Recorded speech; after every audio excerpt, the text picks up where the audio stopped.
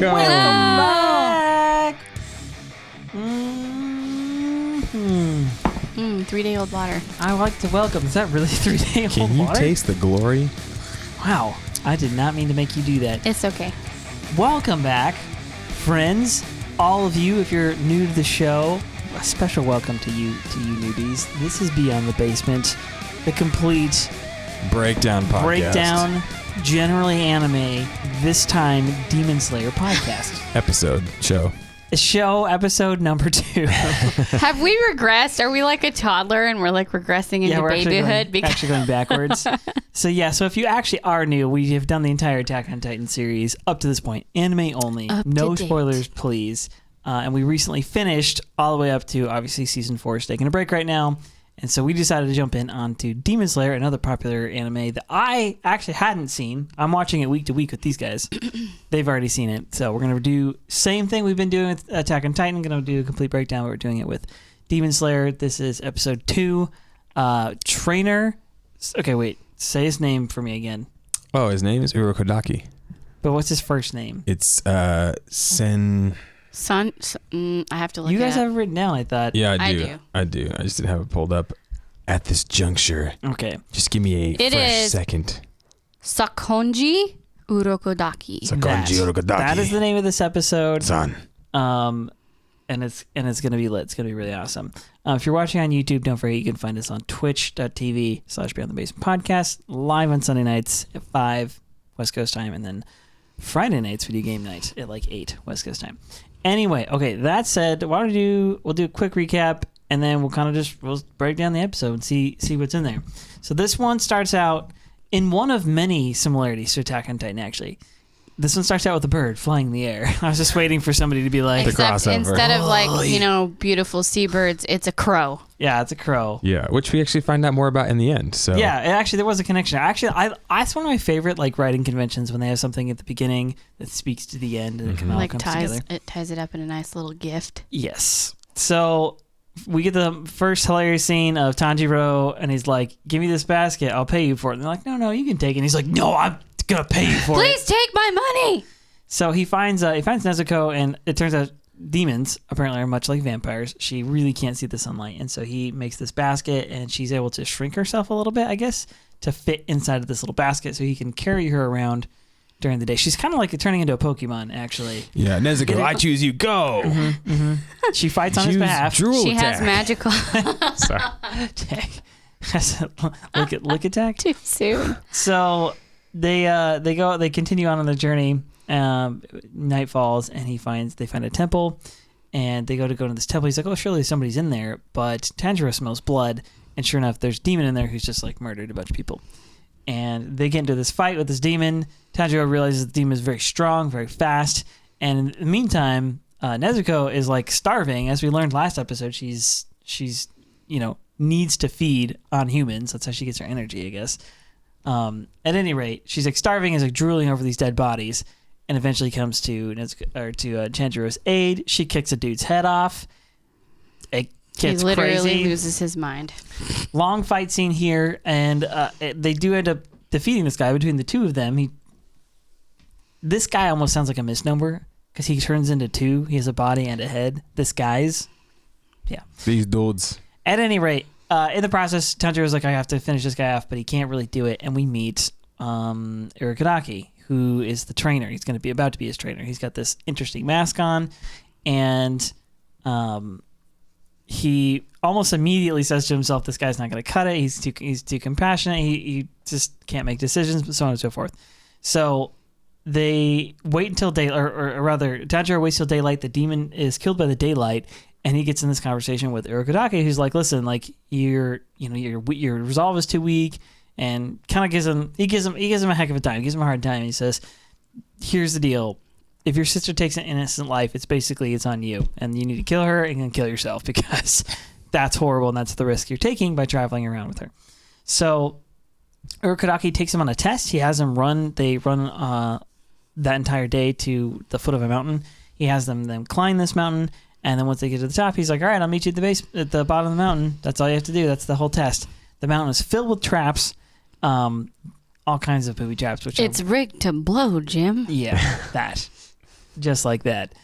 And so he has to figure out a way to get through all these traps. He uses his sense of smell, which is a peculiar superpower to have, but I know what it's like because I think I have that power actually. And then we get back and we find Nezuko's asleep. She's been taken care of by, which is weird because she's a demon and he's a demon slayer. Anyway, he's taking care of her and he says, I'll accept you as my student. So it sounds like Tanjiro is officially a part of the Demon Slayer Corps is what he called it. Mm-hmm. Club? Not quite. Not quite. No, he's passed the test to figure out if he can start training. Okay. To be in the Corps. So he's now an apprentice. Mm-hmm. Okay. Yeah. All Correct. right. And then the episode ends with we actually get to read the letter that Giyu Tomioka sent Tomioka sent to Urokodaki regarding Nezuko and Tanjiro, which he sent via the bird. Bum bum bum. Yeah, what a gun. Birds aren't real. They're just government spying devices. They're all drones. Tell me about the frogs. I'm gonna tell you about the frogs. Okay. Right. Okay. So this first scene. All right. I'm gonna say this because it's like on my mind right now. So before I forget, this first scene is really funny, and then like 2 minutes later, there's like a brutal death, and like it gets gory and gross. Is that just It's like emotional whiplash. Yeah, so I'm saying, like, is that just this anime, or are there other animes that you feel like do that? Because I feel like I haven't seen that. Usually they're either on the goofier side, or they're more serious, or whatever. But I think like, even the goofy ones have this same kind of like intense violence. Yeah, a lot of the ones I've seen anyway. 'Cause, like, there's oh, like Tommy- lighthearted moments, and then whoosh, everyone's about to die. Yeah, 'Cause they this really one take is- you on an emotional roller coaster. It's true. I feel like it's kind of almost like the British, like a lot of their stuff. They drink tea and Yeah. also Yeah, Also kill people. yeah. No, they're like in their shows. They take you on these kind of like roller coaster-y moments where at one point, like, oh, it's a comedy show, yeah, but all of a sudden something gets really serious, and they actually touch on like a sad tragedy. Like, wait a second, because our Western shows are like, everything's too goofy and stupid, and maybe you learn a lesson along the way or whatever. Right. But it's always going to be comedy. It's never going to be a drama. It's never going to be anything else. But Until they run out of comedic ideas, and then it does turn into a drama. Friends. throwing shade. Yeah, I was thinking like, okay, Shaun of the Dead. Poor connection. I could try to reload. Are we it. frozen? That's still good. Okay, he's still good over here. Okay, all right, keep going. I think it's good. Yeah. It's good now. We're good. Sorry. Yeah. He's like Shaun of the Dead. Like, I know, it's a comedy. It's goofy. And then he gets into some really serious, sad moments where you're like, oh my gosh, his sister and his mom, and he's like trying to like, or his girlfriend and his mom, and he's trying to like save them, and it's really sad and really emotional, and it's right back to stupid slapstick humor, and we're not used to that in the West. We're like, we keep our comedy over here and we keep our drama over here, right? True. We don't let the peanut butter touch, whatever else, but like. I don't know. And this is kind of how life is. It's crazy. It's wacky. It's zany. It's all over the place. It can be done. I feel like only in the most recent, like, Avengers movies, they started kind of intermixing some of the deeper themes with some goofy comedy breakup stuff. Yeah. And I don't think they did it particularly well, to be honest. I feel like they don't let you sit on the serious stuff. So that's what I didn't like about Star Wars. Yeah, that's what I don't like about it either, is like, oh, look at this like serious moment. Like consider deeply what's happening in front of you. By the way, here's a really crappy joke. Yeah. You're like, Yeah. I don't like that. Which is not. I don't feel like this show is doing that. This show actually like takes its time to like transition. But I'm just saying, I just have to know, because this first scene is actually pretty funny. He's like, oh, hey, can I buy that old basket off of you? And the some of this, what does he get? The villager's like, oh no, please, it has holes. You can just have it. Yeah. Yeah, and it's like, And he's more like, people should oh, be of like course, that. I'll pay you for it.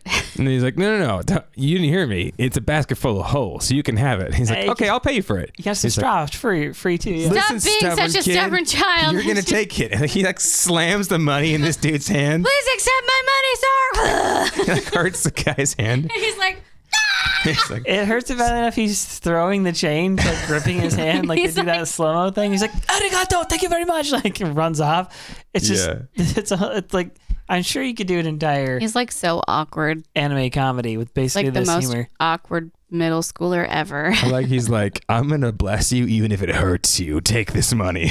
You don't understand. I'm trying to be generous. There's a story in the Bible that's There's a very couple similar of to them. this. Like where, Abraham has a story similar to that too. Where they're like, they go to buy, both of them are the same thing. It's actually a plot of land. They're like, hey, I want to bury somebody here. Can I like buy this land off you? And they're like, oh, what is it between you and You're I? a prince among us. You can have whatever you want. He's like, please, then let me pay you. No, I need to pay you. It's fine. It's no, an please insult. allow me to pay you. What's 400 shekels between us? Yeah. He's like, okay, I'll pay you that then. Yeah, Okay, here's all right. 400 shekels. Like, Done. Okay, all right. Interesting. I insist, sir. I don't know Yeah. why. So It's like, What I will is- sell it to you for $1. I understand it's a Okay. funny moment. Maybe it's all it is. But is Tanjiro just like, they're just trying to say that's the kind of guy he is? He like I think won't- so. He like He won't just do anything completely that costs him nothing? disregards the other person saying, you can just have it. No, I will not accept your charity. You will take my money. I think he's just like, he's so like, he doesn't want to like ever take advantage of anybody. He wants to constantly be blessing people. Like, earn his way. Seeing as I'm Escape. pretty sure if the situation was reversed, Tanjiro would like give it to them. Oh yeah, of and course. he wouldn't take their money. Yeah, of course. Yeah. All right. He Understandable. he takes a course in underwater basket weaving. And he weaves together this basket. He goes back to find Nezuko. He put her in like a little cave away from the sunlight, and he looks in the cave, and she's not there. And he's like, I lost my half demon sister. Like, what do I do? What is there, lost and found you go to? Where it's like pennies, a coin. There's a drooling half demon sister. Yeah, that one's mine. Yeah. Can you file? Well, a she's police not drooling report? yet, guys. Come on, that doesn't come till later in the Right. episode. So he looks in there and he realizes not only is the cave not enough for her, she dug a hole Inside the and cave. then it's like peeking up.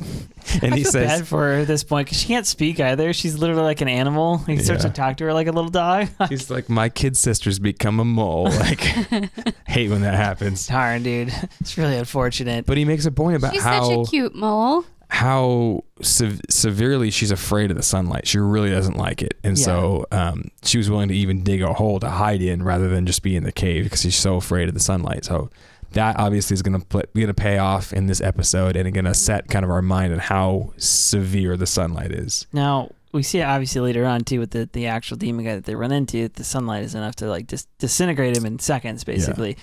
But I'm curious as to find like how sensitive they are. Like, could it be like a cloudy day and she could come out a little? Well, he bit, did say that. When the clouds are out, yeah, he said when it's cloudy, she'll be fine. She'll be okay. In the full sun, you gotta keep her out of it. So it's just like direct sunlight. Dude, it's kind of like me. I've been wearing like long sleeves when I was outside working because Pete's actually a vampire. Well, then you feed on human flesh and then you disintegrate it when you get in the sunlight. I like take off my my long sleeve just the last 1 hour of the day just to get like a little bit of sun so I can slowly work myself up instead of having like dive full on into the lava that is the sun on my poor Irish skin. And so Nezuko, half demon, half human, all mole. Yes. I'm wondering if maybe, I don't know, because it was like over a year ago since I watched it, so I've forgotten a lot of the details of this show, other than that it was awesome. Anyway, I'm wondering if the fact that she hasn't eaten a human means that she won't be as sensitive to sunlight as the other demons who have eaten humans. Okay. Oh. I'm just wondering, because I know, like, if it is like a vampire thing, there have been some vampire-esque stories that have had that. Yeah. Like, if they feed on human blood, then they're more sensitive to the sun than if they just feed on animal blood. If you guys ever played Skyrim, which if you haven't, stop what you're doing right now. Listen to this podcast while you're playing Skyrim. Yeah, it's amazing. But it was the opposite. If you didn't feed for a long time, you would become even more feral, even more crazy, even more sensitive to the sun. Mm-hmm. But when you fed, it like cleansed your like. It like would calm you down or whatever. It was like blood was the thing that you were missing to become a human again. Mm-hmm. The less blood you have, the more crazy, powerful, and like sensitive to the sun you were. Mm-hmm. But then you feed it on a human, and you can blend in with everybody else for a couple days. Yeah. So this is like almost the opposite, It's also, there have been some shows where if the vampire feeds on blood, then they get stronger and they have more powers and all that kind of stuff. Right. Yeah. Which makes sense. It's almost like the rest of our like proclivities. Like when you give in to your temptation or whatever it is, you become more like grotesque. You don't become better and like, okay, now that I've given in, I'm gonna have more self-control. Like, no, it's not how it works. Yeah. It's usually the opposite. Okay, so he brings her the basket. She's terribly afraid of the sunlight, which we understand why. and he's like, oh, hey, can you fit in here? But like she just like out of the hole, so jams her head in there. Basket, come on, Nezuko, good girl. She starts treating her like she's a little animal. She just shoves her head and she just lays prone. Can you come into this basket? Her head in the basket. Her hands on either side, like she's planking in the basket. And he's like, she's protruding quite a bit. I want to clip just her laying there with her head in the basket. Face planting inside the basket. That's my mood sometimes. It's just me. Me, Sunday afternoons. Oh, yeah. Totally done. Beyond the basket. Actually, that's not bad. He asked her, can you shrink and fit in this thing? And she can actually do it. I know. He's like, remember how you became big like an adult? Do you think you could do the opposite? Become little, Nezuko. Oh, yeah, you could do it. Look, basket. What I love about this is that he's thinking the way that all of the rest of us would be thinking. Like, we think it as we're watching the show. We kind of go, okay, well, if X is possible, then is Y also possible? Yes, you know what I mean? Like, yeah. But I feel like in shows, most of the time, the characters are like, X is possible. And we as the audience are like, well, what about this? What about this? What about this? And they never do. ask. Yeah, he actually like, asked the question. He's like, oh, maybe it's possible to do this. And then, sure enough, it works, and she can actually fit in there.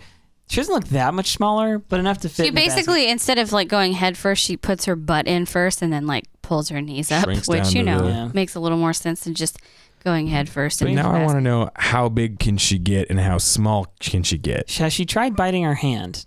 Yeah. Because I think there could be something there. Maybe, like several meters? Like, yeah. Is it possible? How big can we actually get? Okay, so he gets her in there, and then they take off, and I have to comment on this part too. This is a really like movie nerd editor. Like, I like making film and doing stuff, so I always notice when good storytelling when it's done like this. So I think one of the most effective drivers of a story in a visual story, like a movie, TV, film, that kind of thing, is the voiceover, but used in the correct way. And so for the most part, you don't use voiceover. In like documentaries, it's all voiceover. And then in like news pieces, sometimes it's a mixture of both. But in like narrative, you don't use a voiceover unless it's a little bit cheesy, unless it's like a comic book kind of thing, a Peter Parker or somebody like, I was just a teenager and blah, blah. Like comedies, sometimes we'll kind of use the voiceover so you can kind of get in the head of the character. They don't really use that technique much anymore. But what takes its place, they do right here, and I love this, is you actually hear his conversation, almost like half the conversation of Tanjiro and this lady and her kid or whatever. You hear most of it, but what you're watching is the scene leading up to the conversations, him walking up and waving at them, and it's just kind of like they take a moment and you're listening to the conversation, and then when they go to the cut to the close-up of them actually talking, it catches back up to real time, and it's like him actually speaking with her. It saves a ton of like setup and dialogue and all this stuff. Because you have just enough context, you know what happened. You didn't need to waste actual footage on that. Yeah. You just need a little bit of dialogue, and it sells it really well. And this show's actually, like, we're in episode 2, and they've done it 2 or 3 times. I feel like it's really effective. I actually really like that. They like just give you just a snippet so you know what happened. You're like, oh, and the context that this scene is providing, all it's saying is people have gone missing lately. It's dangerous. The sun is setting. People have gone missing. Yeah. We know just enough to know, hey, demons come out at night. If people have gone missing, in Tanjiro's neighborhood, probably it's for the same reasons in this one, right? It's just enough to make you like suspicious. So yeah, he makes the basket up for Nezuko because he wants to be able to travel by day and not have to just wait around, because that would suck. So he makes this basket, and she gets in the basket. He wraps the bamboo, the hay, and then he also puts a cloth around the whole thing to protect her. And this is how you have to act when you're sunburned, okay? Like, you just have to cover yourself up. Make sure that not a shred of sunlight can penetrate. Zero. There's like 3 layers of stuff between her and the sun. So he's climbing this mountain. It's beginning to be nighttime. And so he lets her out of the basket. They're walking together. They come upon a temple. And like, oh, a temple. Oh, there's some light coming from this. And then he says, what's that? The scent of blood? Oh no! Dude, someone must have fallen. Sniffer. Someone must have fallen on this trail. It's very dangerous, right? Like, his first thought is the most optimistic thought possible. Like I want to be thinking like this, because I'm like the exact opposite. I hear like my wife like doesn't call me for an hour and she's supposed to be home. I'm like, oh no! Like, what happened? Like, worst case she's scenario. in the Grand She's Canyon in a right ditch. now. Like, Someone has kidnapped her. aliens I must have go come. save her. I'm not like, oh no! Like, somebody must have hurt themselves. Like, tripping Maybe her on the phone battery died. Yeah, Like, yeah. It couldn't be. So he like busts in, and what does he say? Like he opens the door, and he's like, "Are you okay?" That's the first thing he opens with. Yeah. And if you want to know the kind of guy Tanjiro Kamado is like, it's a dude who busts in, being like, "Are you guys okay?" That's the kind of dude. Yeah, I like this. I like that description of it. Okay, but he busts in. This poor dude. First, it was his own family. Well, now I assume he doesn't know these people, but he busts in, and it's the same exact scene, except for Demon ain't finished. He's actually in there still. He came upon them in the act. Munching? Or him in the act. Yeah. So, don't spoil it for me, but I just this guy. Okay, I could be wrong. Maybe he's sort of a throwaway because he does end up like getting killed. But I just have this distinct feeling that maybe it's not the last time I see him. All right, apparently it is. At any rate, so I will not say. he busts in. Neither will I. He busts in, and the first thing he says, "This is my turf." I can't really tell what he's thinking here. He turns around. He's like, "This is my turf. If you're gonna bust in on me like this, I'm gonna make you pay." Yeah. So I understand he's a vengeful man-eating demon. He's gonna say kind of stuff, but that made me think that he just had like the demon's assumption was that another These demon. are other demons. Yeah. Yeah. And then he turns around and is like, first of all, they identify him like, oh, it's a man-eating demon. Then Nezuko starts to do her drool thing. She sees the bodies and she sees the blood. She sees this guy feasting. She right? like freezes up. Now I want Starts you. shaking. I want you to close your eyes. I want you to think of sushi. A hot donut. I want you to think of a hot donut. I want you to think be of like Isaiah when he saw the donuts. yes, Because he was like salivating. He was a like, whole spread of I can't say it. Teriyaki. I want you to think of some a bento. smorgasbord of all kinds of delicious I want you to things. think of some Hot wings. ribeye steak All you can eat with buffet. butter melting. I want you to think what's something else is so delicious. You A can't- dessert buffet with a chocolate but fountain. be descriptive. A chocolate chip cookie that's soft and has come out of the oven, not where it's going to burn your mouth, but it's still pretty much warm. And the kind of chocolate that's in it is that kind that sort of almost has like a buttermilk type of flavor to it. So it's okay. not just like regular milk chocolate, but it's like even more. And it's got just a teeny bit of gooiness in the center of it. Oh.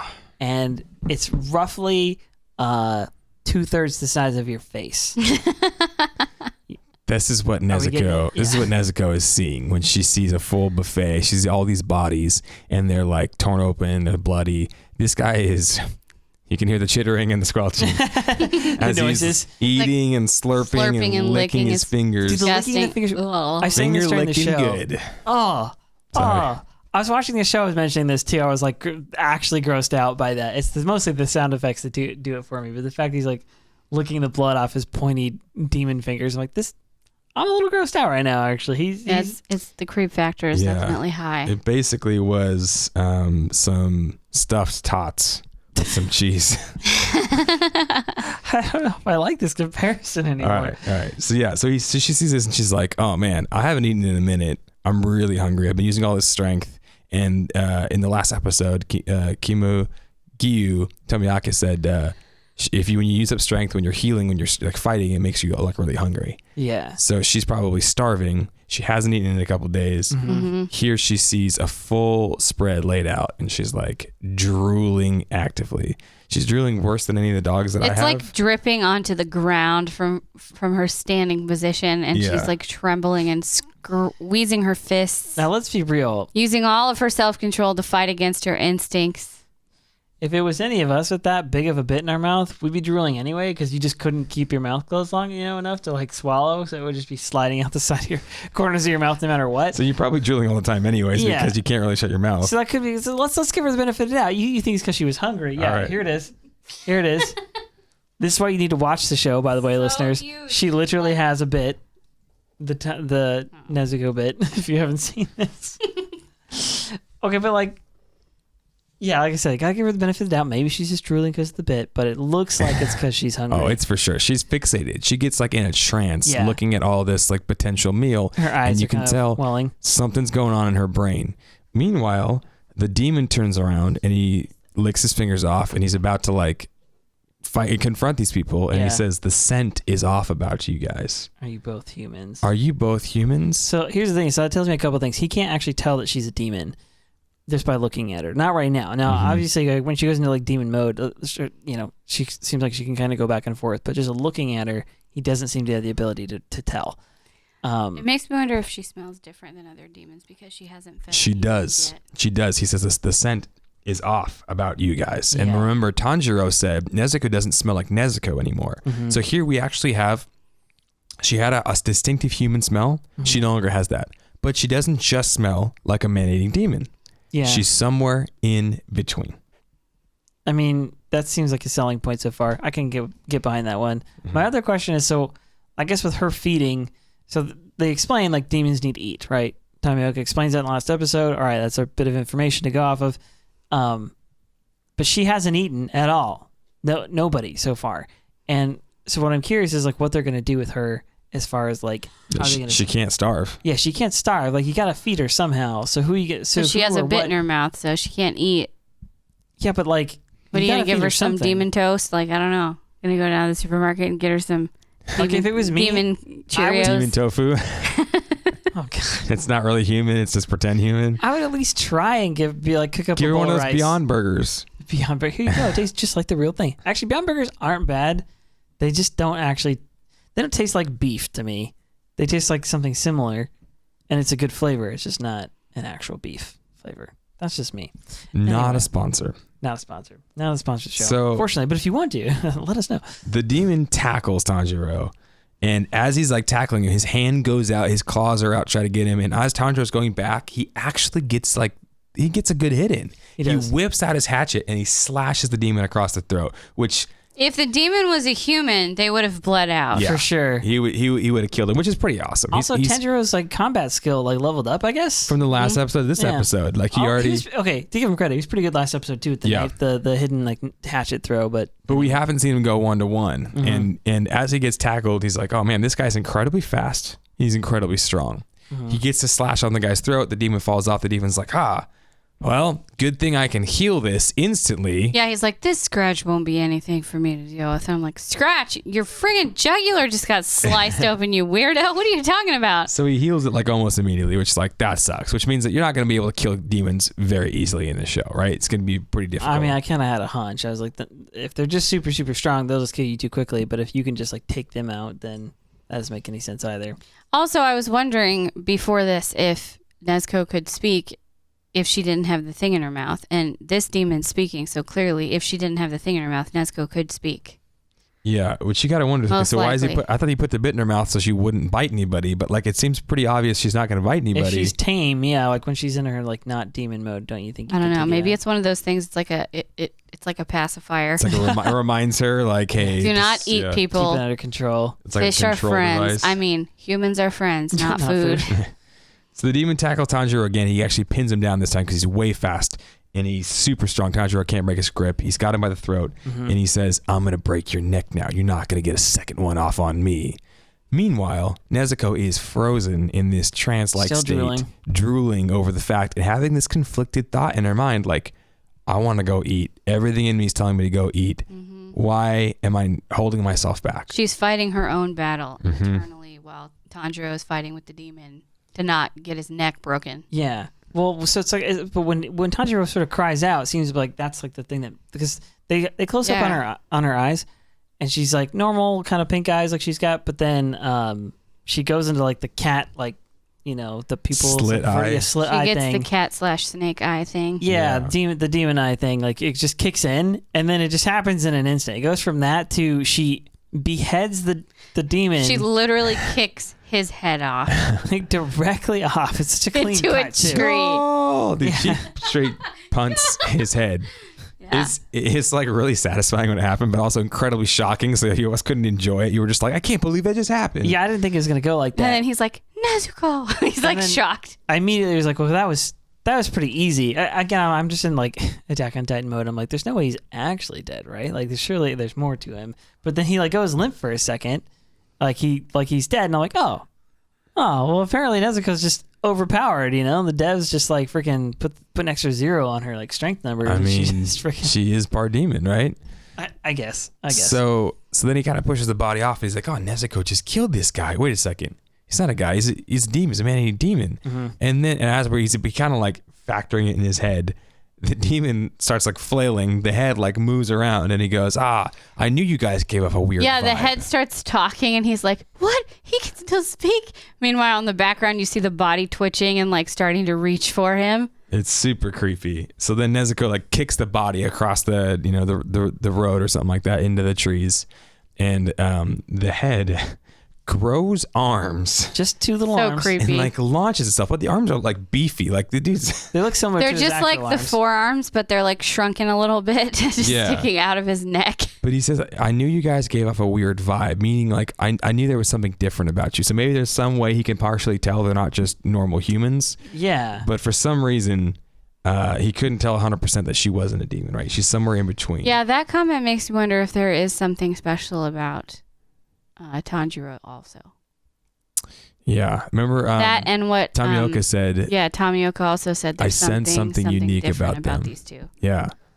So then he says, The audio drop. I don't know. Can you still hear us? Hopefully not. We've been having connection problems this whole time, but I haven't been paying attention to the stream. Oh no. Some people can still hear. Check. yo. just so you can still hear it. Audio's fine for Amanda. Apologies. Okay, sorry, buddy. It's still working. Hopefully, working enough. Please, Lord, let us have fiber internet here. Yeah. Yes, in Jesus' name. So this head, Yeah, the head. launches itself at Tanjiro. He's about to like hack the body to bits. It's so creepy. It's like a horror movie. Yeah, Yeah. they do a good job at freaking you out. with How the does he demons here. launch himself through the air though? Like with his little phew, I think like so. how much torque can you get from, Typically, from with your like wrists? Yeah, apparently enough. Well, he's super strong. That's true. Tanjiro He is a demon. Makes that note that he's very strong and he's very fast. So that's part of his like demon like power. I feel like typically like the way you make a monster scary is you don't show them that much, right? That's the unknown and the mystery of it with the Titans and stuff.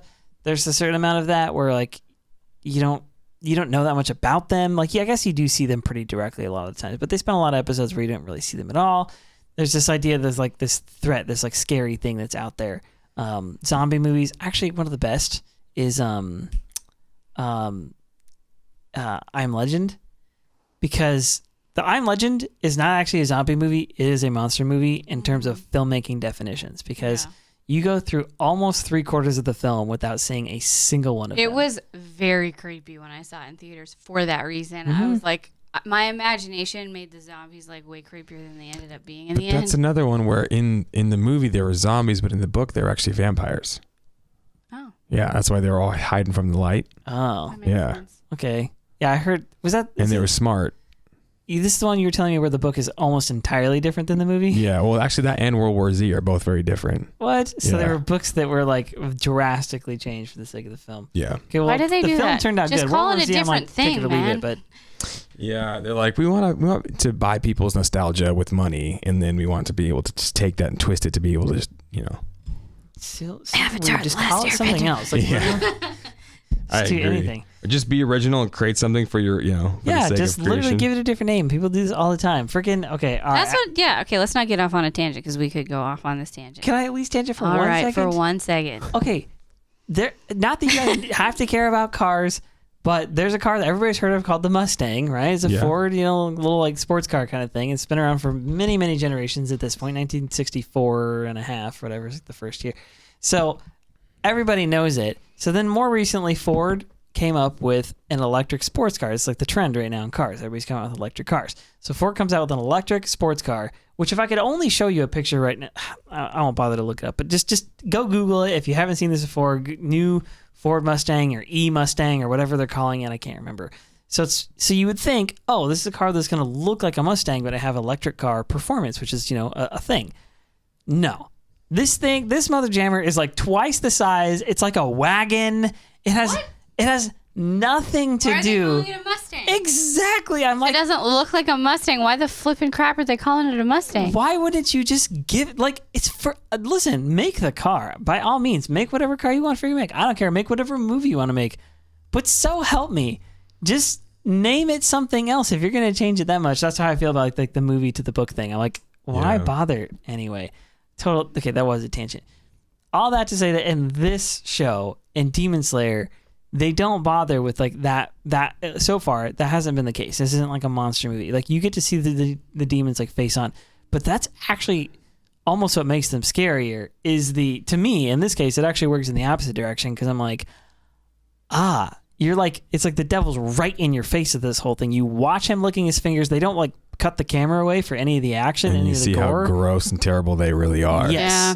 And so I'm like, okay. You see him like eating their guts and stuff. It's so disgusting. It's a different technique, but at least, yeah.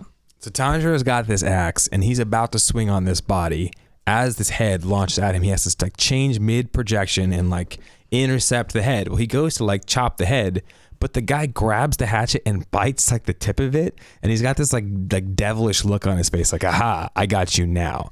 As he's doing this, the hair from the head wraps around the hatchet. And I want some Tanjiro- prehensile hair. Can you imagine like all this hair? Like, It has a mind of its own. Dude, I could actually carry as many things as I try to all the time without Medusa dropping over stuff. here. We just watched the second and third Pirates movies recently with Davy Jones, and he's like his head is His essentially tentacles. It's It's like an tentacle beard, octopus head. and it's gross in the movie. But as soon as I saw this, that's what I thought of. I'm like, oh, it's Davy Jones. That's gross, but cool. Of course. So he realizes in the background, Nezuko gets kicked pretty hard by this body. So the body is like almost got its own consciousness, kicking the crap out of Nezuko. They go into the forest. He's got the head. He can't let go. The hatchet's like, holding on really tight. And he's freaking out. He's like, I got to go save Nezuko. I can't fight this guy. He might kill me anyways. I've got to figure out a plan. What do? Use your head. He headbutts his way to headbutts him, but victory. But he goes Tanjiro, in- use headbutt now. He goes in for it twice. Like he does one and like stuns him, and he's like, oh, dude, kid's got a rock He hard like head. resolves himself and then bam. He goes in for the second one, which, okay, again, I don't know. I haven't seen it. You guys probably all know ahead, but like, he's got that scar on his head. And like, this is what is, they don't tell you Tanjiro's backstory. They don't really tell you like why he is the way that he is. It's only 2 episodes in. Give them time. Okay, all right, I'll give him a second. But like that the headbutt has to have something to do with the scar on his head, right? Or Maybe it's he's just got that he has an adamantium. extremely hard head. Yeah, he's actually. That's part of like he has that really good sense of smell because he's just really hard headed. I don't know. I don't know. But But the funny part is like, so he's got his kind of hands on the hatchet, and he headbutts the guy. Then the guy flies back, and he grabs the guy like by either side, and he freaking like full on headbutts him gives him a again. double. And he's like, I'm gonna use my head in the situation. Yeah, the guy says, oh, he's got a head like a rock. And as he freaking gets jostled from this uber headbutt, Tanjiro chucks the hatchet. It flings and it lands in the tree, putting pressure on the head's like arms and across neck, like the throat. So he can't really move, which is really helpful. But apparently breathing, all the other organs that he would normally need to be attached to. I like the part where he's like, I was trying to tangle my hair around this to get an advantage, but now I'm stuck. Dang it. It's like the villain So explaining cheesy. the plot, you know? So Yeah. Tanjiro goes into the forest. He goes after the body, which is kicking Nezuko.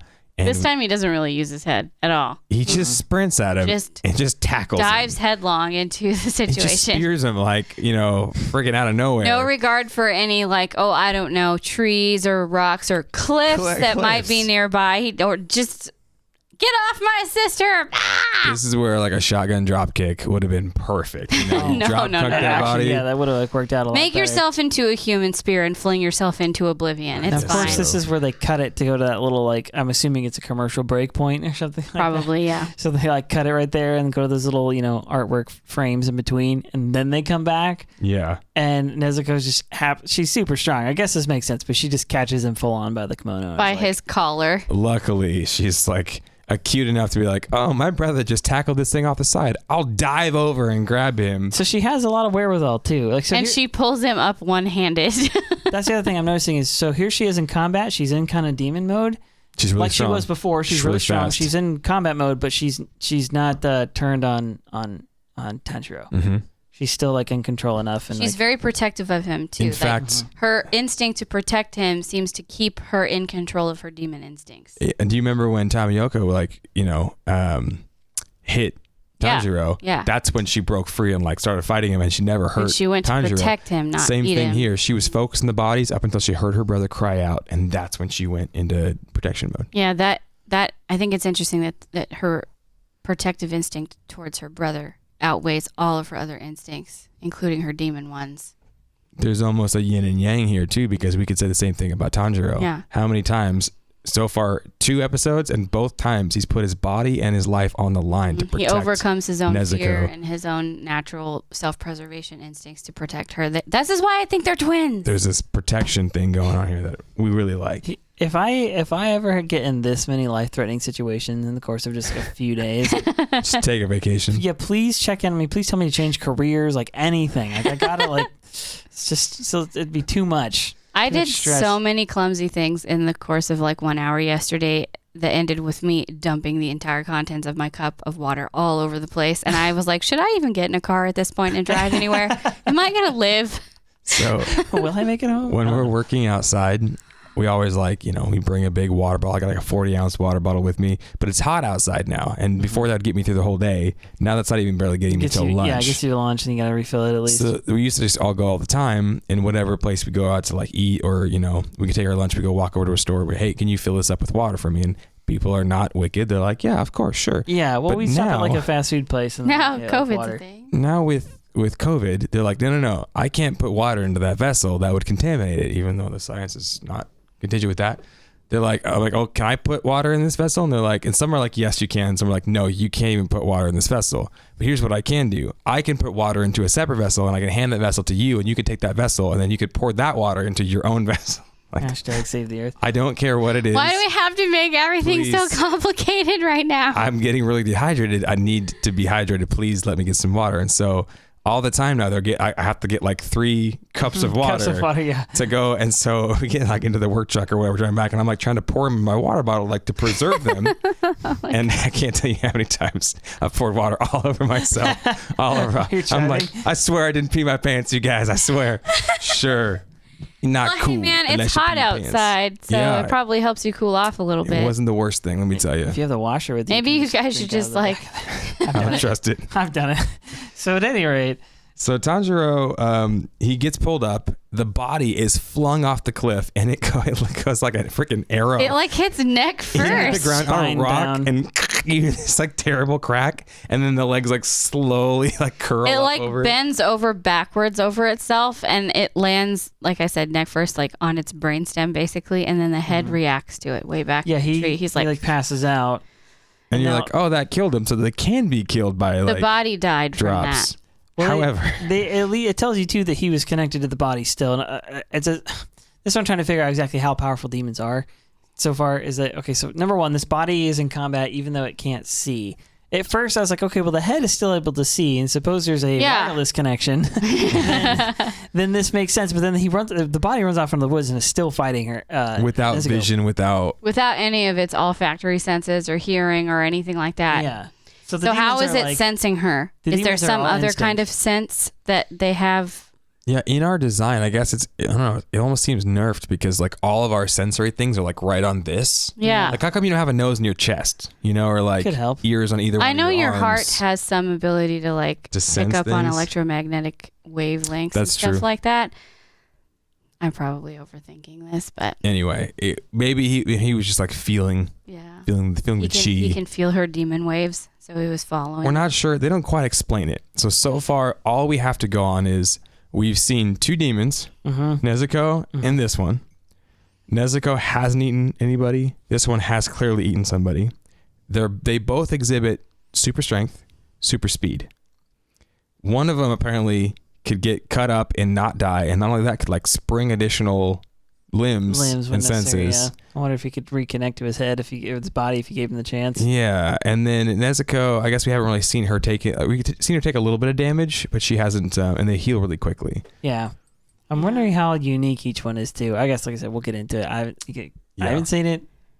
I definitely, when the head and the body were near each other, I was like, keep them away from each other, because I've watched this show called Inuyasha a lot, and there's this one character, he's like the main bad guy, and literally no matter what you do to him, his body can regenerate. Like they've decapitated him, and his body just like grows these tendrils and reconnects to itself all the time, and I'm just like, keep them apart. He's got some like Deadpool thing going on where you can even decapitate him. kinda, He's he's okay. creepy. What is it, Men in Black, where he shoots his head off and then just like grows back eventually? Oh, yeah. Yeah. So Tanjiro, kind of thinks, okay, maybe this guy isn't 100% dead.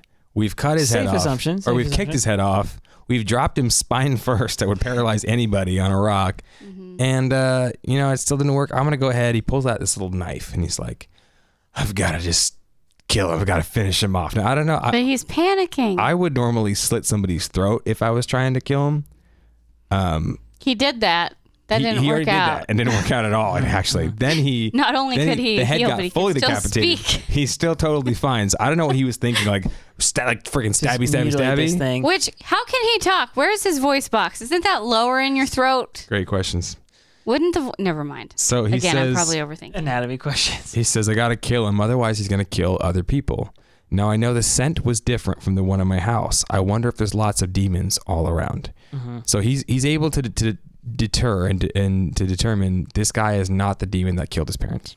Yeah. Yeah, he can discern between the differences somehow. Which tells us that when he meets that demon, he should be able to recognize him pretty quickly. Yeah. It's interesting that he goes from thinking that demons are a myth to just a few days later encountering a demon and realizing it smells different than whatever killed his family. So there must be multiple. So he's gone from demons aren't a thing to demons my are sister everywhere. Is a demon. Yeah. This is a different demon than the one that killed my family, which there was a demon. So he's encountered 3 demons now just in a few days. Explanation. There's got to be they've been released or upset by something. And then also this demon says, get out of my turf, which would imply that there's territories like wolves or some other kind of animal. And so if he has a turf, then other demons probably have a turf, which means there could be hundreds. Or is it that like confirmation thing where, like you were saying the other day, you buy a brand new red, Suzuki or whatever, and then all of a sudden you see red Suzukis everywhere. Yeah. But you weren't really looking for them before. And in fact, you were like doubtful of them, like he was doubtful of the demons or whatever. And so maybe he just didn't pick up where they were. Maybe he was seeing them all the time because now he's looking for them, or maybe they're just something else. Maybe he's encountering them because his path is headed more towards where they exist in his world before it was separate mostly from where it's connected via the realm of demons is. So this one time I was driving my car. I was driving my car. I drive. Story time with Peter Griffith. I live in the suburb. Okay, very close to me. There is lots of woods, lots of farmland, and then on the opposite side of me is like lots of city. Right, I'm pretty close to city, so I'm like, okay, I'm gonna go ahead and I drive back and forth. I drive lots of backwoods areas, and then I drive lots of like city areas. And all of the time, like lots of my friends live out in the country. Lots of my activities are out in the country, like hiking and whatnot. And all those times, I've never hit a deer. But one time, you lucky man. I was driving into Portland. Wait, into town? What? Into downtown to where the Portland. city is? And as I was driving down, I was taking a friend home, really late at night, like 11 o'clock at night, and I'm driving on a major highway, like not highway, like but it's I-205 or something. 99. Oh, 99. Okay, so that's a major highway. Yeah, I'm driving on 99. I'm going into Portland. I'm like pretty deep, and as I'm driving, a family of deer bounds over this crossway, and I'm like, oh my gosh! And there's a couple of cars. A bunch of us see it. We all like slow down. Now the speed limit was only like 45 there or something like that. So we slow down to like 20. We see like mom and like. There's brother, there's sister, there's brother, and sister. Cousins. Yeah. Everyone goes across, and we're like, oh my gosh. And you kind of like saw the look on the driver's faces, and we're like, oh man. So we begin to like slowly speed up, and sure enough, the straggler. There was a straggler. There was a little Gimpy Joe or something. And he jumps over this divider, and as he jumps, he lands like right in front of my car. I hit him. I wasn't going super fast, but I hit him enough to where like the impact happens. There's like a flash of light. I see the look on his eye as he hits me, and I just chuck him like 50 feet in front of me. His body's like tumbling. I'm like, oh no. Come on. I've got 2 girls in my car. They both scream like, oh my gosh. I like pull over the side of the road. I'm like, oh, my airbag didn't go off. That's amazing. Crazy. Yeah. That's good. Because it wasn't super hard, but I hit this guy. My windshield cracks, like everything hits. I fling his body. 150, 200 pounds maybe? He wasn't a full-grown deer either. Yeah. Probably I don't know. a fawn still. It was definitely a fawn. So I'm like, oh no. And I'm like, what do I do? Like do I run? I'm like, I guess gotta go look at the deer that I just like mutilated. So I get out of my car and they're like, go see if it's still alive. I'm like, oh yeah. That's not a good idea, actually. So I Go ahead. I get up and somebody had stopped and they're like, are you okay? And I'm like, I think so. I'm like, I don't know what to do about the deer. And they're like, and they drive off. Right. Cool. So I like walk up to this deer. City folk. As I like come up on it, it's like labored breathing. And I'm like, oh no, like I broke its spine or something, but it's like still alive. It's suffering. And I'm like, I can't let this thing suffer. I have to kill it. Like I have to put it out of its misery. This is my civic duty now that I have taken on the destroyer of this deer. So I'm like not going to discharge a firearm in Portland by any means, but I've got my knife on me. I'm like, I'm going to have to go slit this thing's throat and let it bleed out to like, let it die quickly so it doesn't stab it in the heart. Well, how big's your blade? It was a pocket knife or something. Yeah, like. let's find out quite how it really took I don't you. know, man. It was all mangled up and stuff. I was like, oh no. So I'm like, I think in my car I had like a larger knife. So I'm like, okay, I'm gonna go back to my car. I'm gonna get out my Bowie knife and I'm like, I'm gonna go do the deed. I'm gonna go like Rambo this thing. I'm like, so I go back to the car. I go, so is it okay? I'm like, no, it's not okay. And I think I need to go kill it. And they're like, oh no. So they're like looking away or whatever. So I like get my knife and I like walk out there and I'm like, I'm Tanjiro in this moment. I'm like panting, I'm breathing, I'm sweating. I'm like, you're like, I have to put it out of its misery. I know the right thing to do. I have to kill this thing. It's the right thing. Yeah, I walk up to it. And as I walk up to it, I get like 3 paces from it. And it goes, and it dies. It just dies right in front of me. And I'm like, oh, I'm so sorry, sad, dear, but I'm so thankful I didn't have to just go like, you stab this thing. So I like felt terrible. I go back, I put my knife in my car. I'm like, it's dead. It died. I didn't have to kill it or whatever. But I don't know like who to call. It's a deer in the middle of the road. And I'm not going to go. ODOT. So I You call. didn't go full redneck and just sling it over your shoulder and drop it off Take the it side home of the and road? I'm not. clean Take it home with you. I'm Clean not it and that take it to a far. butcher and get some meat. I'm not that far venison. yet. So I call. I'm like, I'm in the middle of the city. I'm like, oh, whatever. So I call like the local non-emergency, and I'm like, I just murdered a baby deer with my car in the middle of 999. His body's in a heap on 99. I can see high rises. I can see a little bit of lake. I can see deer for some reason. And all the places I've ever driven in the country, Yay, I've never Oregon. hit a deer. But here in the city, and so they're like, okay, we'll send someone to pick it up. But I've got this like mangled car now, and I've got to like go limp it to drive my friend who still lives on North Side, like all the way up. So I drive her all the way. We drop her off. I'm coming home from the car. Like my nerves are shot. My adrenaline's like through the roof. I'm like gripping this car. My car's all jacked up. I'm going to have to get it like completely repaired. I don't know what my insurance is going to do. Like I'm just all worried. There's still fur and blood on my car. I'm driving back home and a cop pulls me over. Of course he does. He pulls me what a over. day to be alive. I've been in the zombie apocalypse. Excuse me, my car looks a little messed up. Yeah, I roll my window down. I was just one of those guys in that movie, and I'm like, what? Like, normally I'm like very kind. I'm like, hey, what's up? I'm like, what?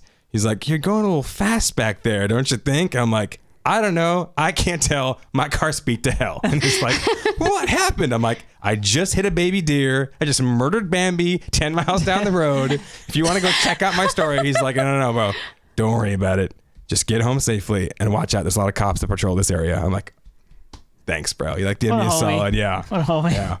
So That's I like a nice story. drive back home, like get out of my like car. My door was okay, but my car was just messed up, and it was just a whole So the moral of the story is if you ever encounter an unconscious demon head in front of you and you go to stab it, don't hesitate. Because if you do hesitate, you're going to get a tap on the shoulder from Urokodaki. Urokodaki shows up, grabs him on the shoulder, and says, "You can't finish it off like that." Yeah. So, Dang. all right. I want to comment on this. So I think I know where he's going with this. Okay, first of all, he says you can't finish it off like that, and he's like, "Well, how do I do it?" And he's like, "Don't ask me." And I'm like, "Well, okay, that's rude." Can't you use your head to figure it He's out? like, "Yeah, can't you figure it out?" And he goes, "Oh, I guess I need to use like a rock to do this, whatever." Which a rock is definitely more brutal, even than the knife. Like, imagine if you didn't have any I know, knife with he's the like, deer. And like, well, if stabbing it won't do the trick, then I must need to crush it into paste. he says, "Yeah, I need to crush its skull, but in order to do that, I need to Entirely, get a rock." yeah. And so he does, but he hesitates, and it must have already been close to morning. So by the time that like the scene kind of finishes out, he can't do it. He's also overanalyzing. He's like, okay, if I do it with this rock, I'm going to have to hit it several times to be sure. Yeah. He's going to have to pulverize this thing. What he says to himself, isn't there a big enough rock to do it all in one go? Yeah, can I do it in one shot? I don't want him to suffer. He says, yeah, if I do this, I have to hit him many times, and in that case, I know he'll suffer. So then it cuts over to Urokodaki, and it's his thoughts, and he's saying, yeah, he's not going to cut it. He has compassion even for a demon. And the reason I want to comment, this is the one kind of profound point in the episode, I think, that's worth talking about, because this is like a real thing, especially in our culture right now. I feel like in society, like people just don't have a strong sense of morality generally, but they also don't have a strong sense of justice. I see this a lot from people. It's like you could find like the worst criminal, and we're talking, rapist, murder, just like horrible serial multi-time like offender, like somebody who has who's been unrepentant and like pled guilty and the whole 9 yards or whatever, and somebody who's truly violent, right? And given the opportunity, people will still be like, no, I don't think we should harm him. I don't think we should kill him. Two people are, there's an interaction where somebody's life is on the line or whatever, and somebody has to use violence to like put it to an end. And like people just get really upset about that. They can't in their minds, like no violence at any point, anywhere is justifiable. But the thing is like, the only reason we can really have that kind of mindset is we live in such a safe world for the most part, right? Generally speaking. Now, if you rewind to Japan circa, 18-something, or any place in the world circa 18-something and before, like the world just generally was more dangerous, right? Disease was going to kill you easier. The world was more violent. Like there's just more robbers and thieves. Yeah. Like there's just there's tons and tons of stories like that. That was just life. Life involved more like physical violence and altercations, in which case like you had to use violence to defend yourself or other people. And the thing is that in this case, Urokodaki's making an interesting point. He's looking at Tanjiro saying he won't cut it. He has compassion even on a demon. And what he goes to critique him for is he says he has a scent of kindness, which tells you something about Urokodaki. Urokodaki's smelling his kindness, his empathy. It's a weird thing to smell, but apparently he can. And yeah, so even as the head kind of reawakens and is like, I'm going to devour you, I'm going to kill you. Like Tanjiro he's like, come over here so I can eat you. First of all, no. Yeah. What are you going to do? Tanjiro still can't do it. And the thing is this is evidence of a good trait, to me, is my opinion. This is evidence of a good trait being expressed in a wrong way. Okay, so there is such a thing as like an unrighteous mercy, so to speak, if that makes sense, right? So I went for, just speaking of stories, it's a story night tonight apparently. Okay, so I went for a job interview one time. I was young. I was probably about 17. It is like electronics place. And I roll in there, do the interview. It goes pretty well. But towards the end, one of the questions he asked me, he's like, okay, I'm going to give you a hypothetical. Tell me what you would do here. And he says, okay, an employee, basically you watch an employee do some shoplifting. They steal some stuff and then you see it happen. What do you do? He put me in the position of, I think he said your management. Let's say you work here for a while, you're now like in charge, and you find out an employee's been like shoplifting, like you actually witness it, you see it happen. I'm like, and in the interview I said something like, oh well, I like to give people like second chances or whatever, but then I know that's like wrong to do. And he's like, let me stop you right there. He's like, I like you, I want to hire you, but don't ever say that, don't ever answer that question in a job interview like that again. He's like, no, they're breaking the law. They're stealing from you. That's not a good employee under any circumstance. You watch it happen. You know it's wrong. You fire, like they're going to be fired immediately. That's company policy. That is the right thing to do. This isn't I need second chances. This is no, you're stealing from the company. Like we're not going to let that slide. And so that always stuck with me because I realized when he said it, I was like, yeah, that's my job. The right thing to do. My loyalty lies with the company and doing right by my bosses, doing right by the people who are employing me, and not just that, but doing right by the people who in the future who are going to shop at this store, who want low prices, that aren't going to get those low prices if people keep jacking stuff, specifically employees who have the easiest opportunity of doing it, right? An employee who's willing to steal for you is not an employee you want to keep under any circumstance. Like it made sense to me later on. Plus maybe he steals, a cell phone from the company or whatever, but what is he going to steal from his customers? Correct. You got identity theft, you got precious data crossing. He or she is dishonest enough to do that kind of thing, and you don't want that that you got his point is You can't give someone a second chance to steal from you again. you nip that one in the bud by firing the person, right? That's just that like that. And in my head, I was thinking I was going to be compassionate, but that's not actual love. That's not actual compassion. I'll say it this way: that's not actual mercy.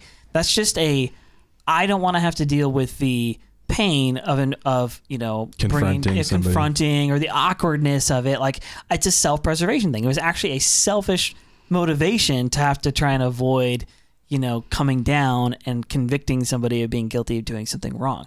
And I don't know if that's just our generation or just the way the world is right now, but everybody these days seems to have a hard time saying, no, that's wrong, you shouldn't do that, and there should be consequences. And the thing is that that's what Tanjiro is going through right here. But like I said, it's still rooted in a good heart. Yeah. It's still coming from a kid who doesn't want to naturally. He could be the opposite. He could be super violent, just kill everybody. Like, that would be worse. But anyway, I just thought it was an interesting point. I think it's also interesting that he's part of his internal, monologue is this guy's a demon, but he used to be a person, and I'm going to end his life. And he's just like, Yeah. But on the same note, this guy used to be a person, and now he's trapped in this demonic body. Not only that, but he's been killing people. And he's been eating people. And Tanjiro says that. Seems like if I don't kill him, he'll go attack others. He's going to kill other people, letting him live. Even if he doesn't want to kill other people, he can't stop himself clearly. So imagine if he's like trapped inside that demon body and he doesn't want to kill people, but he's killing people and eating them anyway. Like, you actually would be more compassionate to kill it and put it out of its misery and set the human soul free than to keep it locked up in that prison. I think his compassion is correct. It's just that it takes him so long to go through that terrible things could happen. It's the same thing Tomioka gave him in the first episode. Yeah, he's like, if you hesitate, you can't hesitate. You can't act weak. You have to be strong in order to protect people. And if you want to be able to protect your sister, and this is what Urokodaki tells him, like, you can't be indecisive and you can't be second guessing everything.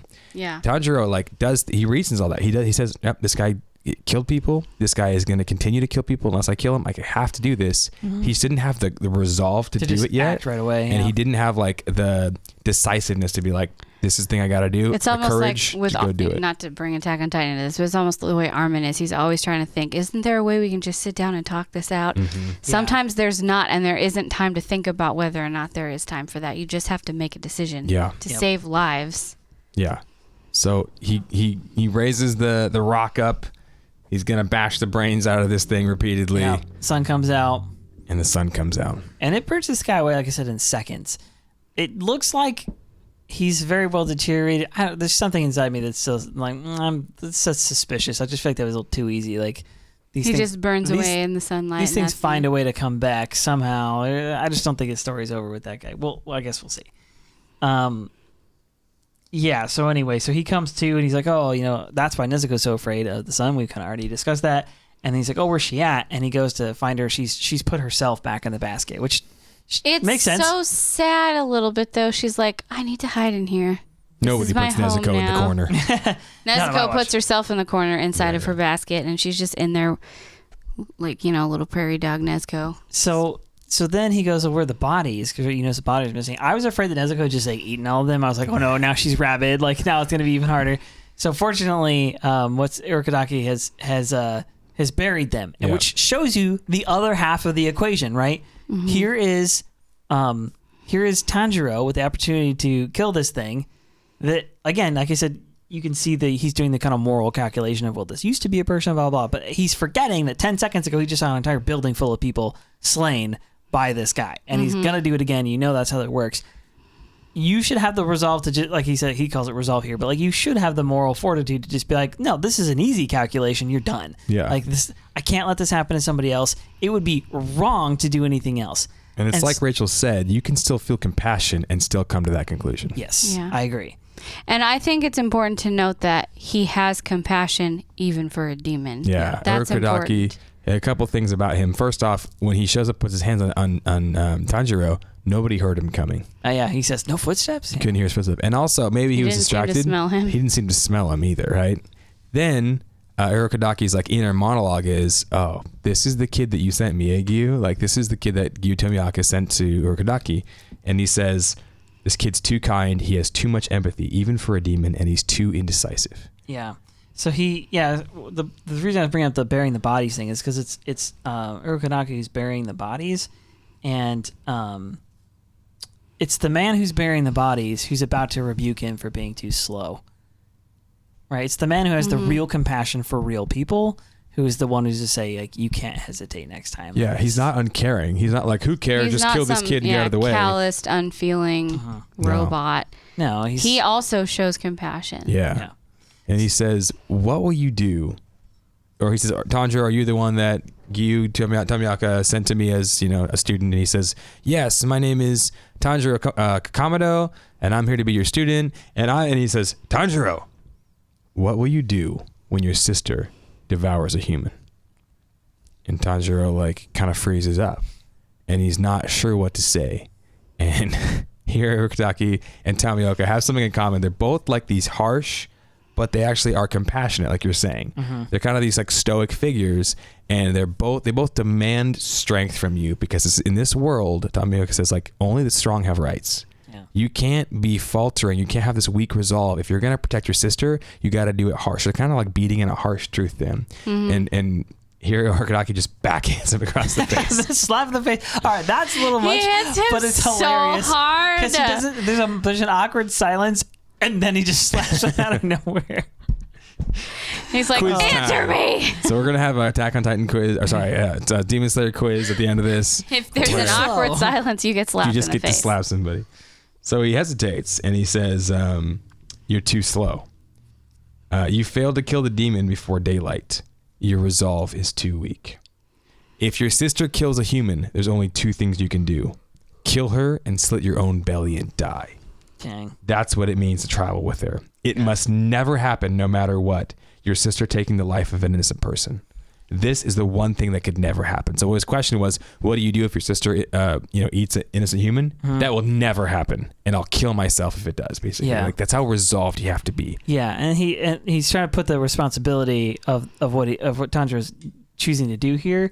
Is he's like, listen, you're walking with a loaded gun, not just a little gun, but a little gun that wants to actually has a mind of its own and wants to go and shoot other people. So if something happens, that's on you, and you need to kill her and then kill yourself out of shame, basically, because that's not okay. Because you caused someone to die by letting your sister out of hand. First, stop her from killing other people, and then die in shame like an honorable person should. Yeah. So apparently he believes in him at least enough to let him take the test, so to speak. So because he does tell him, he's like, okay, now you're going to take the test to see if you're fit for the Demon Slayer Corps. I don't think he actually believes in him. I think he trusts Giyu. I think that's the guy who sent him to him. He has trust in him. He's like, I'll give you a shot because he sent him to you. Makes sense. And even Tomioka's like, I'll give you a shot. Like, he didn't even believe in Tanjiro at first either. And so the 4D chess strat that Tanjiro had with the hatchet and the willingness to lay his own life down kind of made him reconsider that maybe he was all right, wrong. Maybe I'll send you to get trained. So he sends him to Urokodaki. Urokodaki says the same thing. This kid's too indecisive. He's got a frail resolve. There's no way, but I'll give him the test to see if he's even worthy to start the training. Yeah. Yeah. So they do this cool the short scene here where they're running through the rice paddies. It seems like they're running all day. He's got Tanjiro has Nezuko on his back. And he's like, pack up your sister, we're going. And he remembers her before she's demon, fixing her kimono that she had. And he's like, oh, we'll have to buy you. Yeah, we'll have to buy you another one. And she's like, no, don't worry about it. This is my favorite one. I'll keep fixing it. I'd rather that money go to feed the little ones, basically. So they're very poor. And she's thinking of her younger siblings, which is a heck of a thing to do. I know the kids. She's think also about their younger kind. siblings like that. They're both super kind. He says, Nezuko, be patient. I'm trying to get you there as quick as possible. But he says, you've always been patient, haven't you? And then he kind of gets this new resolve, and he says, I swear I'll turn you back into a human one day. I swear I'll buy you a new kimono. I'll do what I couldn't do for any of them, my family. I'll do it all for you. It's so sweet. I love him. It makes me feel things. Tanjiro. Please don't become a stoic person in future seasons that does things to me that I don't like. Murders everyone and says that you hate your friends. Yes, please don't do that. So they get to the cabin. This is a small cabin at the base of the mountain. This is where he was originally told to go. And he gets there, he is panting, and he's so surprised at how fast Urokodaki can move without making any footsteps or without sound. Dead silence, bro. Yeah. He has stealth mode. He has hacks. His infinite dead silence. Dead silence equipped. So he gets there, he's panting, his lungs are burning, right? Remember, he's been fighting all night. Mm-hmm. He was walking all day the day before that. Now he ran. Yeah, he hasn't slept in like 72 hours. Yes, that's what I was pointing out when we were watching. I was like, when is homeboy taking a nap here? Like, I haven't seen any of that. Well, he finally gets to the cabin. He sets Nezuko down. He goes, did I pass? Did I pass And the test? Urokodaki turns to him. By the way, he wears a red goblin mask. Did anyone point that out? It's very strange. He's wearing a goblin mask. He looks at him and he says, We don't know what his face looks like. the test starts now. And they're like, oh, come on. I know Tanjiro's like, huh? So they lay Nezuko down in the bed. They cover, they shut the door so that no sunlight's affecting her. She seems very tired. And he says, don't worry, I'll take care of your sister. And they continue to hike all the way up the mountain. As they're going up the mountain, they travel very, very high up there. They get to a certain spot. Tanjiro says that he's feeling dizzy and weak. His knees are ready to eaten. buckle. He hasn't slept. He's been constantly using physical He's activity. exhausted. So they get to very a pretty high up point, and Urokodaki turns to him and is like, "Okay, see you back down at the base of the mountain." Yeah. That's your test. The fog comes and he just like ninja disappears. Dang. How does he do that? I Does don't he know, have but magical powers? I dream of that. Does he one jump day. up into the trees and disappear? One of these days, I'm gonna just. We need to film some kind of short with you disappearing like that. Gone. Or like Batman, where he sort of just fades into the black. They used to do that in the cartoon Yes. version, where he would just back up into the So blackness cool. and then that was it. Dude, I did that one time at a campfire. I was at this campfire, a camp out with Brian and Sherry, actually, and a bunch of their family. And we were all like around the campfire, and it was like complete, pitch black. There's no other light from anywhere else, just the firelight. And I was wearing like a black hoodie, we were all sitting around the fire talking. And I like took a couple steps back, and I realized like no one was really looking at me. I was like, I wonder if I could just slowly back out of here. Fade into the black. Yeah, only thoughts I think I would have, but I like slowly took a step back and I waited for a couple seconds. I took another step back and I waited for a couple seconds and took another step back, and I kind of just slowly did that until like I could tell like I was in no one's peripheral vision, and I like turned around slowly and like walked out of there without making a noise. And they said that they were like sitting around, they're like, "Oh, where'd Peter go?" And one of the nephews was like, "He just disappeared." And they're like, "Yeah, that guy's a ninja." And they're like, the little nephew was like, I don't know, 6 or 7. And like, "He's a ninja?" And they're like, "Yeah, that's what you learn when you go to ninja school." And he's like, and he sat down at the fire and they said for like a few minutes he was completely quiet, and then he turned up and was like, "I want to go to ninja school too." Like he was considering his path. I was like, "I'll teach you one day, son," Okay, just another funny side note. Way back in the day, way back in the day, we were at family camp. Our church would go on these campouts sometimes called family camp. You and Amanda had just come up like for the day, I think. And we had been all around the campfire playing cards, and then you went somewhere and you kind of disappeared. And Steve, Stephen Donnell, Steven, he was like, somebody said, "Where's Pete?" And then Steve's like, "Oh, he's probably up in a tree or something, because he's a ninja." Everybody thinks you're a ninja, apparently. I mean, because you just vanished, like you were there, and then you just weren't. Okay, so I will become. to finish this scene out here, Tanjiro goes, "Okay, well, how hard can it be to get back?" That's all I got to do? That's all I got to do. And Urokodaki says, I'll wait till daybreak, or I won't wait till daybreak. You have until daybreak. Yeah, something Something like that, yeah. So he's got like a few hours, it sounds like, to do this, to get back down. He's like, oh, he thinks I might get lost in the fog. Well, I have a good sense of smell. Again, that's like This will be a cinch. That's his go-to. Don't for every say problem. that in an anime ever. Yeah. Don't ever say this will be a cinch. So he thinks it's gonna be easy. Also, again, like I said, the super sniffer apparently is his like.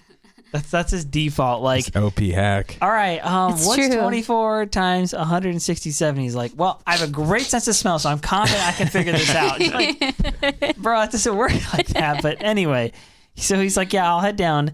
And he says he's already memorized Urokodaki's yes, scent. he's memorized his scent. So we're getting this vibe from Tanjiro. Okay, we know exactly what he's good at now. He's extremely good at smelling people, things, and can differentiate them even just in very like minor degrees. He's a hard worker. Yeah. He's got a really hard head. Which first episode he's like smelling pottery. I smell a cat. Yeah. Yeah, right. So with that in mind, he goes to leave, and of course he immediately trips over this rope. Rocks get flung at him. He's like, oh. Yeah, they hit him directly in the face. Yeah, it's booby trapped or whatever. And then he goes and he falls into this like this hole or whatever. Pitfall. Yeah, he's like, oh, it's a pitfall. He's like, oh, I get it. I'm surrounded by these like traps. And so which I was commenting. You gave a good explanation, but I was like, how didn't they? What these didn't go off on their way up, but just on the way down? He was following Urokodaki, who he knows where all the safe places to step are. Yeah. I also was thinking, I was like, on his way back down, I'm like, bro, just take a different trail. At this point, like, this one's booby trapped. Like, Get into an Uber, zip line down. Find another way, bro. Do something. So he goes and he just basically, he gets kind of like massacred by these things. He's like hyperventilating too. And he says, this mountain has thin air. It's even thinner than the one at my house, which explains why I'm dizzy. So he has altitude sickness. He hasn't slept in days. He's just ran for however many miles. He hasn't eaten for days either. Hasn't eaten, and now he's trying to overcome these booby traps. And so he starts to figure them out. He has his like Jedi Force. He's kind of panicking at first, and then he's like, okay, calm down. Steady your breathing. Yeah, and he goes, use your head. The traps laid with human hands have a certain like scent to them. And so he starts to be able to work his way back down the mountain, knowing where they are simply by kind of going, they smell like this, that, or the other. Which again, that's this like, I have a really sensitive nose, but like this is a whole different level. This is like he has level. A better nose. He has a nose better than a bloodhound, man. Yeah. He should be a drug sniffing human demon slayer. You'll find him. So he says, will I even make it back in time? And he says, okay, calm down, get your breathing under control, right? And he says, yeah, traps that are laid with man-made hands have a different scent to him. He kind of closes his eyes. He gets his breathing under control. And you see all the trails. And you see like the trails. It's almost like Daredevil, right? He's like at the Daredevil nose. Yes, but with his nose instead of his ears. Yeah, like he's able to like see these different scents and like follow this trail. Follows the paths. So he's like tucking and rolling. He's avoiding these traps. He's getting down, but he also gets hit by some traps. And he says, just because I can tell where they are doesn't mean I'm athletic enough to actually dodge them yet. Yeah. Right? So he's taking some punishment. He's trying to take a minor punishment, but the thing that keeps him going is I got to get back for her, for Nezuko. He resolves he's going to make it no matter what. He's got to make it before daybreak. So this is another really brilliant little storytelling moment, the way they do this here. Because Nezuko, or rather Tanjiro, comes back in the doorway and he's like beat to crap and exhausted, but he comes to the doorway. Yeah, he's like bleeding from his mouth and his head and like has blood all over his kimono. Yeah. And we get to this kind of memory moment of, I suppose it would be Urokodaki reading Tomioka's letter. And in the letter, he's telling him about... he catches a bird, takes the note off. Yeah, he catches a bird. Like reading it, and then you hear... He's like, I'm sending you a boy. He had the Tomioka's voice. Tenacity. Yeah, Tomioka's voice reading. I'm sending you this boy. He had the tenacity to attack me unarmed. His family was killed by a demon. His sister has become one. But I determined that she won't attack humans. And I really think that there's something different about these two, about their relationship, these two kids. Mm-hmm. He also has a keen sense of smell, just like you, and I think he may even have what it takes to become your heir apparent. I asked you to train him, even though I know this is a self-serving request, yours truly or whatever. Which makes me wonder, is he supposed to be his heir apparent, but he doesn't want to be? Yeah. Is that why it's a self-serving We don't know their relationship. I don't. The self-serving request part's unclear, but I'm sure it's going to play out. All we know is so far that we've seen what seems like two demon slayers, Tomioka and Urokodaki. Mm-hmm. And maybe we've heard about a demon slayer core. Mm-hmm. It appears that, to me, when I first watched this, I thought that was, okay, this is clear. Urokodaki was Tomioka's old sensei or something like that. That's kind of what I think. But we haven't actually gotten a confirmation on that, so maybe that's actually not true. But we do know that Urokodaki is looking for an heir to somehow inherit something. Or he's supposed to have one for some reason, because he says maybe he can break through and be your heir apparent. So yeah. There's so something hasn't been going right to find the heir or something like that. Urokodaki doesn't have kids or something. I don't know. At any rate, this letter kind of tells us a lot. But again, the storytelling thing here is this, like, it cuts right at the moment that Tanjiro comes back in the door, and that's when he thinks to himself, he's like, oh yeah, in this letter he said all these things about this kid, that he was unusual, that he might be my heir, that he he had the tenacity or whatever. He had a good nose. He has the tenacity to attack unarmed even. He was brazen enough to try it. Yeah. Like, he doesn't have this immediate apparent like strength, which I love. That this one thing I love about Japanese anime is that they include this trope, I guess you could call it, quite a bit, which is somebody who on the outside doesn't look like they're totally qualified to do something, but it's not.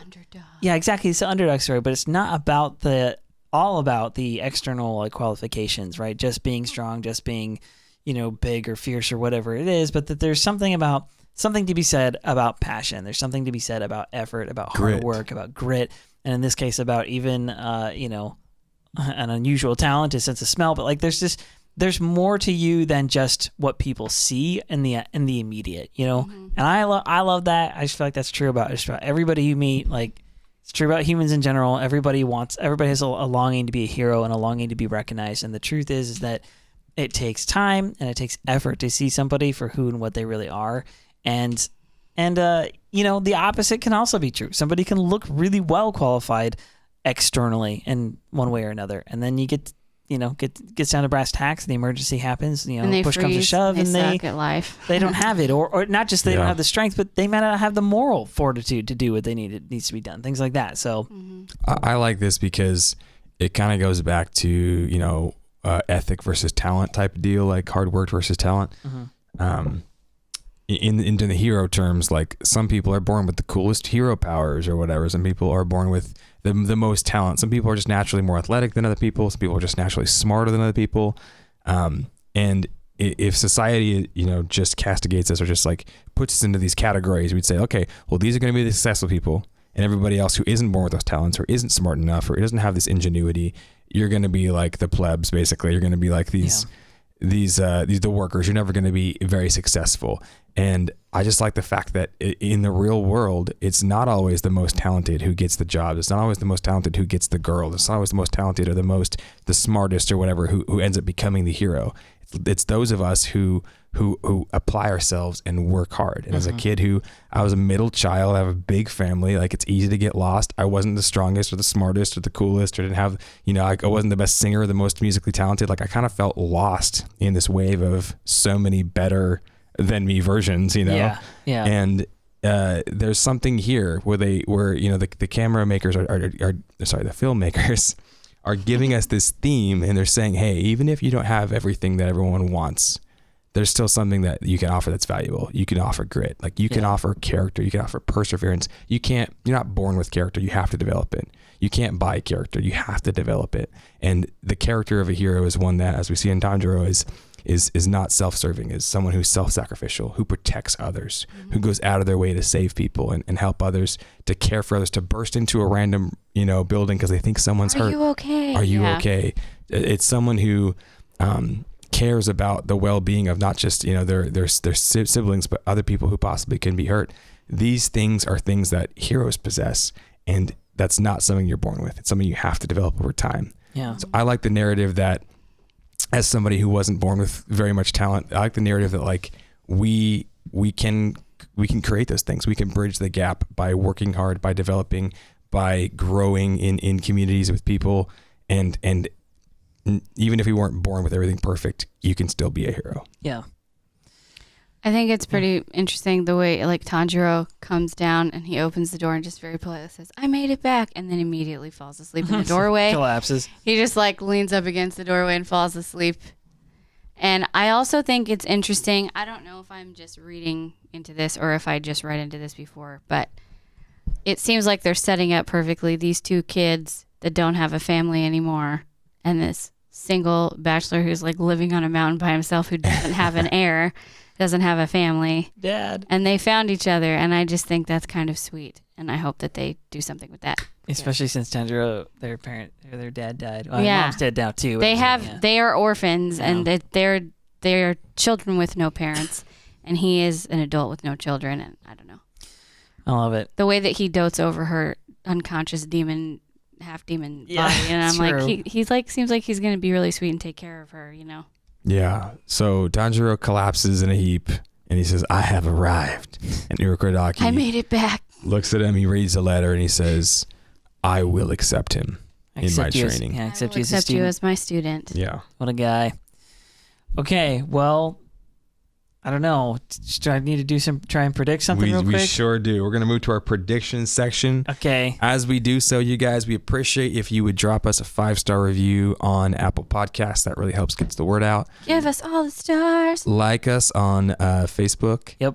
Also, subscribe. We are looking at starting an Instagram. I know we probably should have done this a while, but Instagram, maybe TikTok, that kind of thing. So be on the lookout for that. We'll include those links in future In the stuff or future. whatever. Some cool content may be going up over there, so you might want to catch that. Anything else? Oh yeah, email us if you do have theories. If you have anything you want to chat with us about, any ideas, and not limited to Demon Slayer, Attack on Titan stuff is entirely welcome, of course. It's beyondthebasementpodcast@gmail.com. Find us over on twitch.tv/beyondthebasement and YouTube and all the different places. We are all over. If you're so thirsty and you need something to be able to contain all of the drool because you're looking at a bunch of body. Oh, God. Sorry. No, we have the best beverage vessels. You can get this cool Beyond the Basement mug. You can check out our t-shirts in all sorts of colors and sizes, and you can support the show, the squad. You can join the squad, and we appreciate you guys. Yeah, heck yeah. All right, quiz me. What do you want me to try and predict here? All right. Quiz you. I want you to predict the middle name. No, I'm just kidding. I want you to predict what do you think happened in the following episode directly? The very next episode. I feel like it telegraphed a little bit, so you should be able to pick up they some pretty of much this. tell you he's going to join up at this like school. I feel like he has to go into. Well, I accept you as my student. Doesn't necessarily mean there's going to be other students, but I foresee a temple. Not a temple. What's it like where you train people? A dojo. I foresee a Demon Slayer dojo hidden up in the mountains somewhere, and there being a handful of other Demon Slayer people and or trainees, and that Urokodaki is like the top of the heap. That's what I think. Urokodaki is the sensei. Yeah. He's going to be training a bunch of students. Yeah. What is he going to be training them? Well, here's the thing: is he's got to teach them about demons, number one, but he's got to I feel like he's got to teach them to especially somebody like Tanjiro who comes from a world where he doesn't even know this thing existed. He's got to teach them not just here's facts you should know, but I think he's got to teach them you need to be able to interact with this supernatural stuff. I think there's going to be sort of another layer, a peeling back, so to speak, of here's what you're capable of if you're willing. Because his whole running without making noise and disappearing and stuff like that, I think is more than just ninja stuff. I think he's got a little there's some kind of trade craft to demon slaying. Yeah, that you unlock. That's what I think. What do you think is the best way to kill a demon? Obviously, you got the sunlight. That seems pretty effective. Yeah, the sword I think seems obvious. The demon destroy demons. Just the blade that has to destroy demons. Yeah. I'm there's got to be something. It's either like a blessed sword of some kind, right? In holy water or something. Holy water blessed with sunlight. It's made with a steel that's infused with sunlight energy or something. There's got to be something to it, I think. But then even then, it would probably have to be something, a stab to the heart or no. He said he was going to decapitate her, so I think the decapitation thing has got to be part of it. Maybe that's step one, because that's what Tomioka said he was going to do to Nezuko. Yeah, that's what I think. Okay. And based off of what you've seen in these two episodes, give us more of what you think as your long-term idea of the show. That I gotta be honest, that's getting tougher. Last episode, I thought I had a little bit on it. I don't have much more to say than what I did last time, which is I think it goes into I think the story broadens out quite a bit. I think it kind of has to. His goal, Tanjiro's goal, is to restore his sister. I think that she is special. We're going to start to figure out what makes her special. Maybe she's the one who needs training, or she needs to kind of become, I don't know. There's got to be something to her. But I think that the demons are invading the world. Another problem arises that's kind of a bigger picture type of thing. And Tanjiro has to try and get a hold of that. And if he's going to make an heir apparent, and if they're going to be some kind of power team, him and her, that's going to be something that has to that has to develop. They have to, if they're going to be heir apparent to this master demon slayer guy, there's got to be a reason for that, and I'm not sure what though. I just know that it broadens out to there may be a bigger demon problem than just turning her back into a human. Okay. It's pretty interesting. You got anything? Any questions, Rach? Any? Okay. No. All right. I have nothing to add. I like it. I'm enjoying the show. How do you feel about the show so far? I like it. I like that it's a little lighter stuff. It's nice. Definitely. There's still some good stuff in there though. There lot are of still fulfillment. deep things going on. All right, you guys. We love y'all. Thank you for joining us. Don't forget to come hang out with us. Check our twitch.tv. Game night this week. Beyond the Basement. Oh, actually, yeah. Game night on Friday. Saturday. This Saturday. Saturday. It's Is on it this Saturday. Check our Twitch. You'll find out. All right. We love you guys. We'll see you next week. Hey Hey guys, thanks again for watching and listening to our show, Beyond the Basement Podcast. If y'all are enjoying it, go ahead and leave us a 5-star review on iTunes or wherever else you listen to our show. Check out the description below for links to our awesome Attack on Titan merchandise. And join us live on Sunday nights on Facebook for all of Season 4. And some of our best content is on YouTube, including me, so go ahead and check that out. And lastly, if you guys have any questions or just want to chat with us, please email us at beyondthebasementpodcast@gmail.com. Thanks again, and we'll see you guys in the next video.